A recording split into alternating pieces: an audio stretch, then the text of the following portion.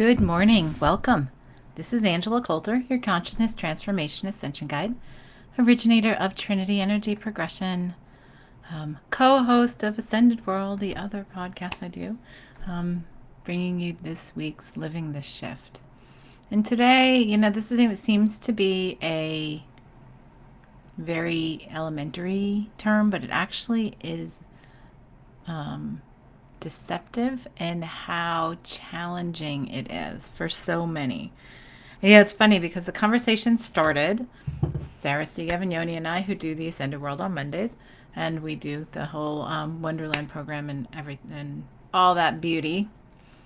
We were having discussions, and actually Yasmin Wall, who comes to some of these, a lot of these too, we're having, the three of us, we're having a Zoom, and we're talking about yesterday, we were talking about coming to this place of how to imbue, your passion and bliss, right?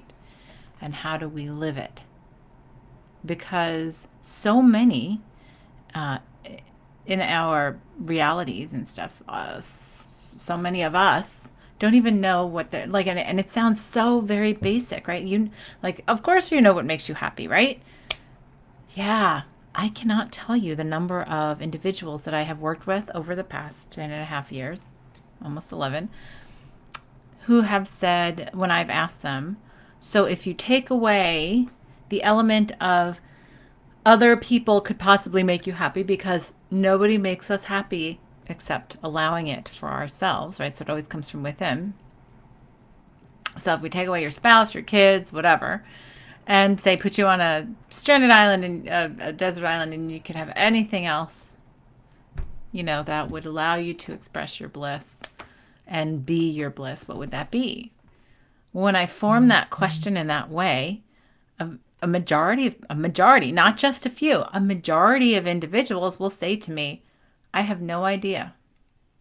And so I've had that conversation with so many, and then, talking about it, many say, oh, well, that's so unfortunate. It's like, no, it just shows you that we are, oh, there's my yawn to start the day, right? We're just in this habit here, in this set of dimensions, to not be happy, to think that we have to attain happiness, that we have to attain bliss, right? Because that's what we set for our goals. That's what we set for our individual goals when we get into this. We say, oh, well, okay, to be happy, I'm going to do this, this, and this, right? Because that implies, what does that imply though? That I'm not happy right now, which means I'm not living my happiness already. And so part of when we talk about vibration and quantum physics, you want to talk about energy work, law of attraction. Whoa, there goes all the yawns. Law of attraction. I mean, it's all interrelated stuff, right? Dr. Emoto's, hidden messages in water. Like I said, there's just a bajillion different things. Intention Experiment by Lynn McTaggart. There are all these things that talk about how we are living vibration, right? And when we're living vibration, the nature of regular physics, not even talking about quantum physics, is that if you have two different things that are vibrating at a different frequency that come into each other's aura, right, or area, that the one that is lower in frequency will, when kept in the same area with the other piece that was a higher frequency, it will actually rise up. And it's not like a law of average where one goes down and the other one comes up. It's the higher one holds its vibration and the other one will eventually raise up to meet it. So that's a physics thing, right? And so we always talk about, oh, well, it's science. Well, science comes from our consciousness. So the more conscious we are, the more intricate and more complex and understanding our science is, right? So when we talk about all this with vibration, when we live in a place where we think, I am not happy, I am in lack of being happy, I'm in lack of living my bliss, there's my yawns again. Wow. I did not yawn once until I got on the air here. Funny. Good morning, Sandra. So when we sit there and we go, well, I'm not happy. To be happy, I have to do this. to attain my happiness, I have to do this. We are constantly showing and telling the universe, I'm at the vibration where I'm not happy. So if I'm holding the vibration of unhappiness, then guess what? I'm going to perpetuate and attract to me, by the way, unhappiness. So we can find, and so like by nature of what I'm talking about with that physics, we can find others who are happy, and we can be in their aura, in their energy field, and feel what that vibration feels like, right? And then we can allow ourselves to up that vibration. But often we get so stuck in the I have to find, it's like this search, and that's what we've started creating here in the these set of dimensions and this density is I have to find my happiness. I have to find my bliss. And I've even changed a lot of my verbiage around that, because it's not what brings you happiness. It's what allows you. What do you do that allows you to express your bliss and happiness? Because even saying what do you do that brings you happiness is externalizing it. And so I sort of got that guidance on that and made that tweak. And so when we start doing that, right, we get into this place of, okay, well, if I change those words and said, well, what's going to make you happy, right? We say all the time. And how do we romanticize relationships? Oh, I'm going to make you happy. Oh, I live to make you happy. Oh, I'm only happy if you're happy. Well, that's an external valuation, right? So energetically, then we're perpetuating the need to attain happiness instead of recognizing that we already have it inside us, because that's part of our divine right. It's our divine nature, is that bliss and wholeness. Because when we put in ourselves into separation, we put in what I call these partitions, we're denying ourselves parts of our own consciousness. And we're pretending that they're outside of us, like the me and not me. And then we feel like the lack, and that's where we lower vibration, right, to do that. And as we remove those partitions and allow ourselves to get more back into our oneness, not back into it, remove the illusion of the partitions to remember our wholeness and oneness, then it's like a big breath of release, right? And then that's a feeling of bliss. So interesting. I had this conversation with my husband not too long ago. It's actually sort of what we call in psychology, we call it negative reinforcement. People think negative reinforcement is getting punished if you don't do something, but it's actually the opposite. It's not quite the opposite. Negative reinforcement is actually the removal of a negative stimulus to have a motivation to be or do something, right? So it's like this, like, okay, I'm constantly getting poked. Oh my God. Like, this is getting really annoying. It's getting really annoying. Okay, well, if you will do this for me, I will stop that poking. Then we get motivated to do that so that poking stops. So then we feel better, right? So think about that. What we do, we're so motivated in that way. We are more motivated in that way than we are in positive reinforcement in most cases, right? It's just how we've decided to go through a whole bunch of these lessons of, oh, well, I'm just going to like live with all of these negative stimuli around me, right? And then I'm going to get the jilt of bliss whenever those negative stimuli are released. That's sort of what we're doing and removing and like stepping out of our separation and remembering our wholeness. So then it feels like this huge expansion, right? So because all of a sudden we're not putting the energy to the separation and the lower vibration of the duality, and the heavier density. And then we're just sort of expanding out. And then we're like, oh my God, that feels so great. Well, that's really what, the core of negative reinforcement. But anyhow, so I sort of went off and digressed. The key about this, though, that I'm talking about is we are in this place where we've forgotten that we do that. We're in this place where we've forgotten we already have that. We've just set ourselves up to forget it through the separation and density and whatever. So then we forget that we already have that. We feel like we have to attain it. And then we mistaken happiness for removing those heaviness. Yeah, defining happiness as the lack of suffering or discontent. That's what we do. Thanks, Sarah. Yeah, that sort of sums that whole like offshoot that I just went on. That's what we do. We define happiness as the lack of suffering because that's what we say. Oh, if only I could pay my bills, I would be so happy. If only I could be healthy and not be sick anymore. If only I could not have these back pains anymore, or this whatever chronic condition is, I would be so happy. Right? That's what that is. Defining happiness is the lack of suffering or discontent. So the thing is to recognize that what if we just already have it and we choose the happiness and we choose the bliss, we choose the recognition of our wholeness, and then we look at all of the pieces that we've put in within ourselves as perfect. I see so many things that saying, oh, well, like just accept yourself as imperfect. It's like, no, how about we accept ourselves as perfect and look at the beauty of what we've created to be here embodied in the way that we've chosen to be embodied. And we've chosen to embody as the gender, the role, the energy, the like whatever, sexual preferences, identities.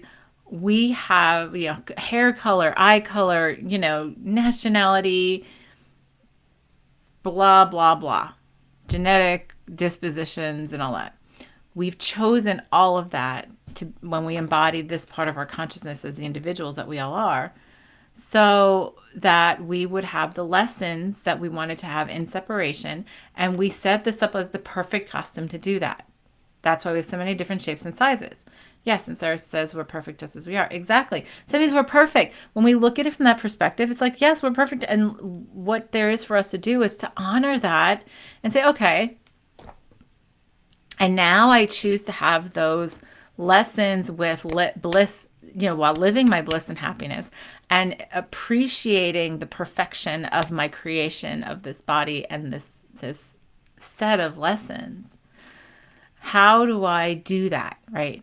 So think about that, because it's a much bigger picture perspective than we usually get focused on, because we usually say things like I said, it's the, oh, if only I had a better job, I would be happy. If only I made this much money, I would be happy. If only, I had this kind of house. I mean, we put these things to our happiness. If only I was married, I would be happy. If only I had a companion that I loved, I would be happy. Right? Think about that. It's all of the same thing. Whether you're wishing for a car or a better paying job or romantic relationship, it does not matter. It's all the same thing. It is the feeling that I do not have happiness, exist as my natural state of divinity, and that I have to find it someplace because I don't have it, which is a feeling of lack, which is all ego and separation based. So we've just lost our sights on that. And then we do all these things. We do vision boards on, oh, I'm going to make this much money and I'm going to have this kind of job and have this kind of car and this kind of blah, blah, blah, and these kind of vacations and this kind of relationship. And we get into these boxes saying, okay, this is how I'm going to define all of it. I'm going to define it all now because that's what's going to make me happy. Instead of, all I choose to focus my energy on is the embodiment of my divine bliss and the embodiment of my happiness. And I am going to structure my entire reality, everything I do, on that foundation. That changes the energy significantly. And when we do that, and so, many say, oh, I can't though, because I'm so weighed down. And, Sarah and I were talking about on Monday on Ascended World. So if you haven't seen that, go over to Ascended World. We go over there, when we start saying we're tired, it's because we're dragging all this stuff with us, right? We feel like we're obligated to. It's externalization of value, right? And worthiness, which is shameless self-plug. Worthiness is course 1 of the Adventures in Wonderland over at Ascended World. That is fabulous, the most powerful set of courses, these 7 courses in this program, to really get us to the place to remember, to help us all get to the place of remembering our natural divine bliss and all the things that get in our way, right? So there's the worthiness, there's trust, there's guidance and listening to true guidance like of expanded consciousness, forgiveness, self-responsibility, which is what we've just launched this week. Shadow, which is coming up in October, which I'm very excited about delving into the shadow. and loving, coming to a place of loving the shadow and self-love and nurturing, right? So all of that, when we have all of that, right? Think about all the things that we do that are to, with the effort of and intention of gaining all of that for the value, valuing ourselves by putting it in the outside world around us, which is really just an externalization of the creation that we created to have the set of lessons that we did in this embodiment. So it's like when we when we start seeing things in that different perspective, it's a much different way of existing. To go to get to that place to recognize, okay, I'm worthy because I am divine, right? I trust because my expanded consciousness sees the bigger picture, even if I don't remember. I listen to the guidance from that expanded consciousness. I've apologized and forgiven and released my judgments, because that's really what it is to neutralize. I've released my judgments on all that because the judgments are all based in the ego, right? And judgments keep us unhappy, by the way. Because if we judge that something is great, then we judge that something else is bad and we try to veer ourselves away from it.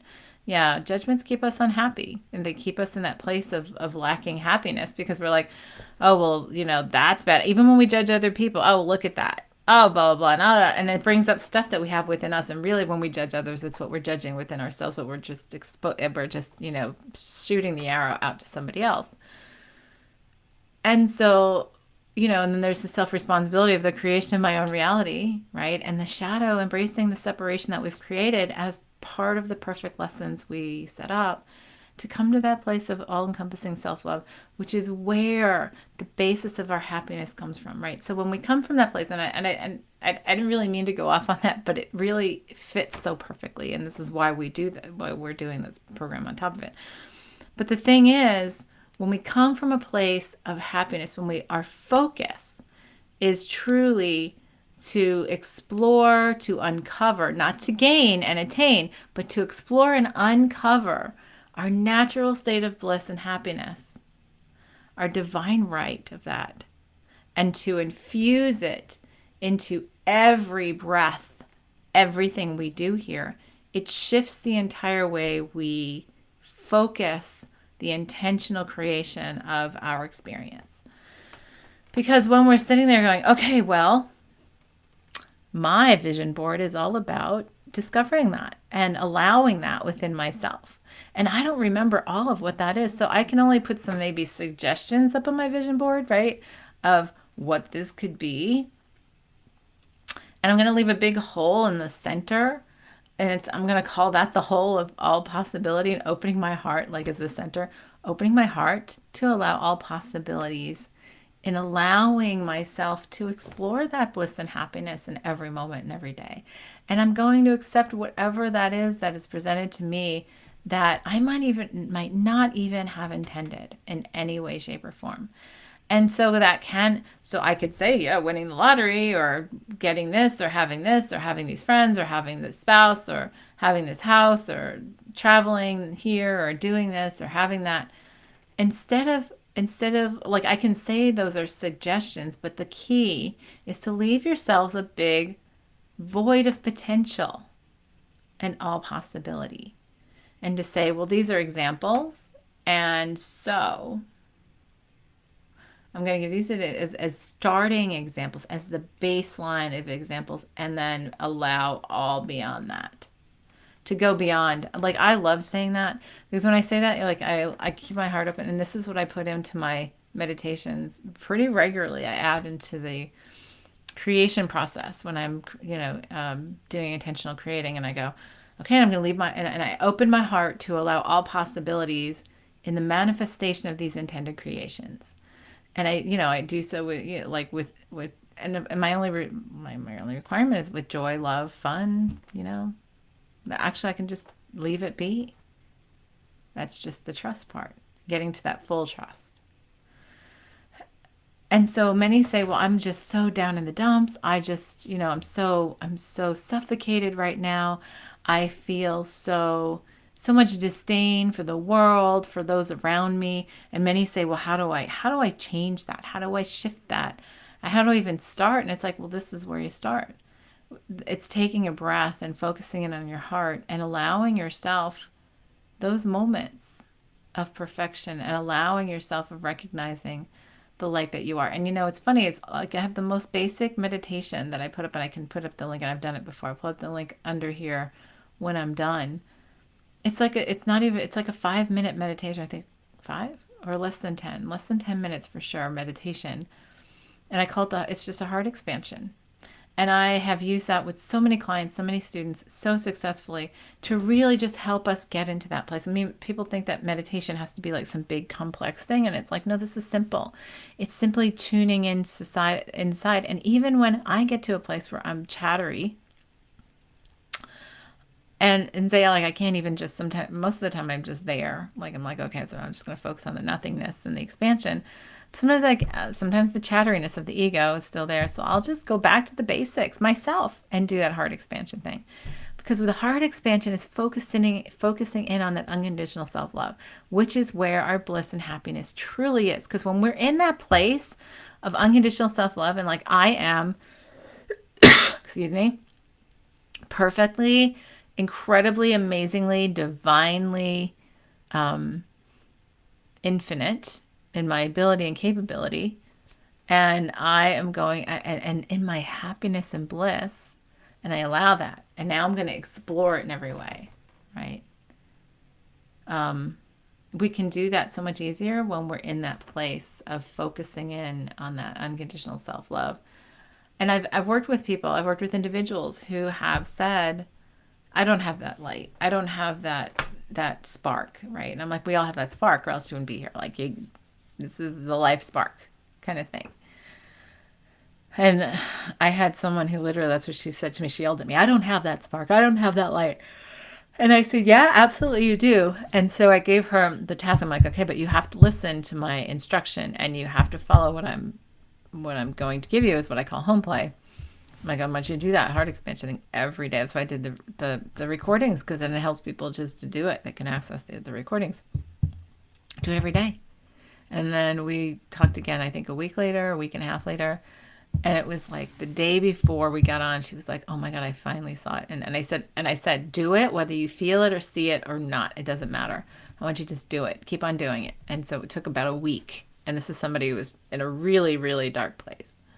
PTSD, military, active duty, fighter pilot kind of thing. So, and she finally said to me, I can see it. I can feel it. And it was just an amazing experience. I'm like, yeah, because it's there. It's just we've covered it up and forgotten it. And then we foster the forgetting versus fostering the remembering, right? So that's the whole thing of saying the fostering the forgetting is, oh, we're just imperfect and we have to, work to attain perfection, and we'll never be perfect because we're not God. And it's like, of course we're God. Of course we're the divine. We're all aspects of the divine, embodied as what we've chose to embody as, to explore the separation and density. And so it's like when we can recognize that and say, okay, so my ground zero is that divinity. My ground zero is that happiness. My ground zero is that bliss. And I'm going to, instead of going on this fruitless search of searching for it outside of myself, I'm going to allow it within me. And then my crusade will be to imbue everything in this reality, in my experience, in that vibration of bliss and passion and happiness. And it makes it so much simpler, because then it's like, and I'm going to open my heart and allow all possibilities and manifestation of that creation. And we do that. And then we have to stick with that and commit to it and live with our promise of, okay, I'm going to accept what comes in front of me. One of these movies that was sort of like this back alley way of hitting on that, I think it was great, and it's a fun watch, is the movie Yes Man. And it has Jim Carrey in it, and I'm not a huge Jim Carrey fan in terms of his movies. There's only a few that I liked.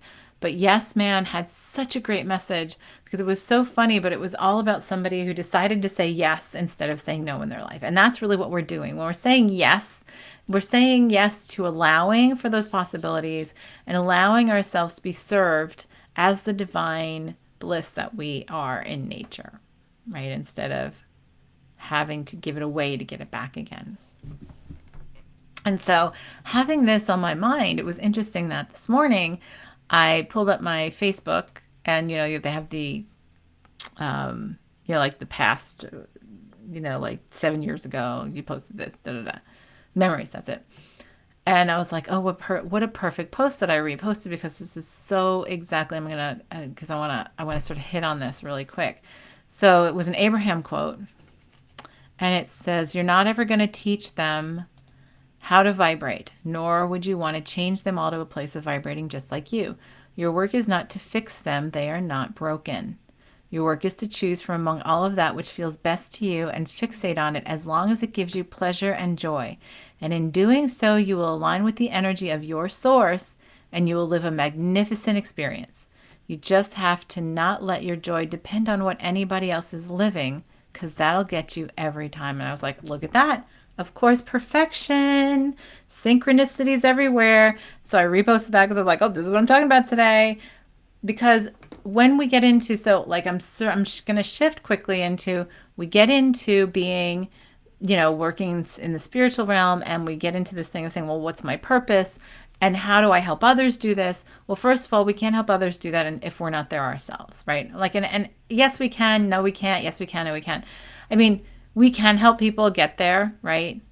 But the easiest way to get there and help everybody else, the most powerful and easy way of helping everyone else on this planet, is by helping ourselves remember that bliss and happiness and that core of foundation of being. And like in that quote, which I was like, this is so fabulous. Your work is to choose from among all of that which feels best to you and fixate on as long as it gives you pleasure and joy. Basically, it's not just one thing. It's allowing your joy to be in these things. And yes, there are going to be things that align with your joy so much more easily, right, than others. But as we align more of our things that we do in our joy to say, okay, I'm just going to choose to be joy. Like, I'm going beyond even what that quote is that I have posted to say, you know what? I'm just going to focus on my alignment with my joy and my bliss. And I'm going to allow that permeate everything in my experience.